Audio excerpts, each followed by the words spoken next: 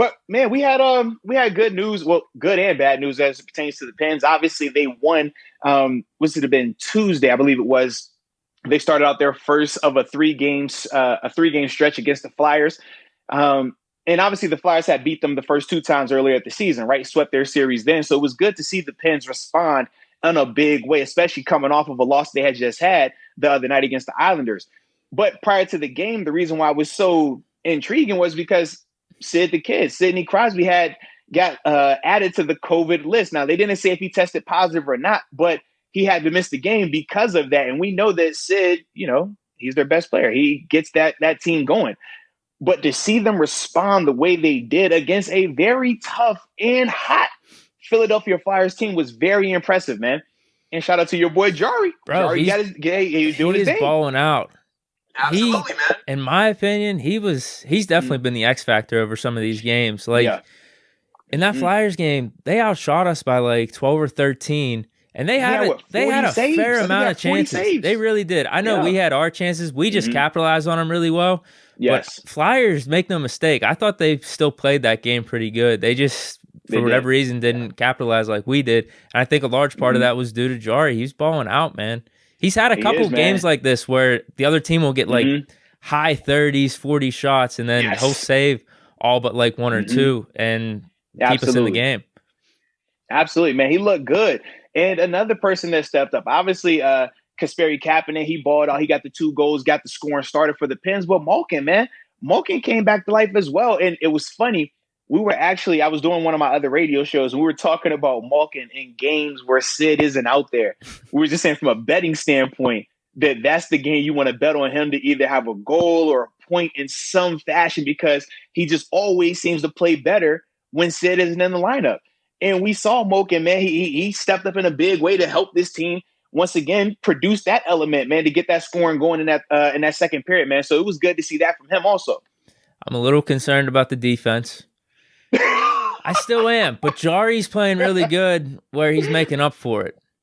Listen, as long as Jari plays like that, who needs defense, man? Yeah, I don't know if he has a shutout yet. I don't think he does. No, yeah. I think that Smith has one, but he's had some really good games like this. And it seems like he's got confidence. That's what it is. Like, I know at the beginning of the season, he was letting up some bad ones, and they weren't completely his fault either, because I think the defense was way worse. Yeah, absolutely. It didn't seem like he has the confidence that he has right now. He's on some type of roll. No, without a doubt, man. And not only is he playing a lot better, but he's doing it in the midst of the inconsistent play from a power play standpoint, special teams wise, right? When they're on the power play and when they have to kill the power plays, he's been the consistent one, because we know how wacky it's been. Obviously, the other day they were able to score on a power play, right? Kapanen got that goal. But for the majority of the time, majority of the season, that's been still the worst part of their game. I mean, you take it back to the game against the Islanders, they were trying to sit out there on the power plays and some other different lineup changes. They tried to just spark it, and it never really, came to anything from a productivity standpoint. It still was a bunch of the same old. So hopefully they can improve that element, because I think if they do that, that'll help Jari out even more, in terms of his goaltending.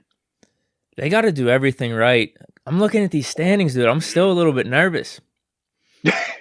It's going to be four out of 5 good teams that make the playoffs. And so seriously, the Penguins need to play pretty much damn near perfect here on out. Yes, man. There's not too many games left. Said. I mean, there are, I guess, compared to what we have played, but still, just in general, compared to a normal season. Yep. So it's going to be interesting just to see how they respond to that. Now, obviously, they got the game tonight, so it's be good to see if they can go ahead and get 2 in a row against this Flyers team, because the more opportunities you get like this, especially to get these points, all the points in regulation, is huge. Huge when it comes time for that playoff stuff. So I'm going to be excited to see, man, how the boys respond tonight, man. Dude, you're right. Overtime wins aren't going to cut it anymore, because the other team's going to get a point, especially if we're playing. We're going to be constantly playing for these other teams that are in the mix. We got to win in regulation. As dumb as it sounds, a win's a win, but damn. Right, but it's different, because if this is football, if this is basketball, a win is a win because you don't get docked a point by winning in regulation or overtime. When it comes to hockey, though, now both teams get points come overtime, and that hurts you. You know what I mean? Whereas in basketball or football, man, once I get that W on my column, I don't have to worry about because I went to overtime, you getting a W as well. No, you're getting a loss. So it's that simple. But that's the big thing right now, why they have to start winning in regulation, because I think they have 9 overtime games thus far, and they've won 7 of their. Yeah, they've been incredible in overtime. They're 7. They're either 7-2 or 8-1 in overtime right now. So you can see that's a ton of overtime already. But you got to think about the points that you're leaving out there by constantly going into overtime as well. So we'll see if they can get that square, though, man. We can say this, though. A fair amount of those probably should have been losses anyway. So we were playing with house money. Absolutely. Absolutely. We know how janky we were early on. Come on now, baby. So it was amazing to get the overtime win. So let's not discredit it too much. But at the same time, going forward, because of how correlated all these teams are that we're playing, it's not like we're just randomly playing some team out west or in another division where just getting to overtime is a win, how it's always been throughout the NHL. But now, with how everything's set up, all these teams are so correlated that, damn, you really do got to win in regular time.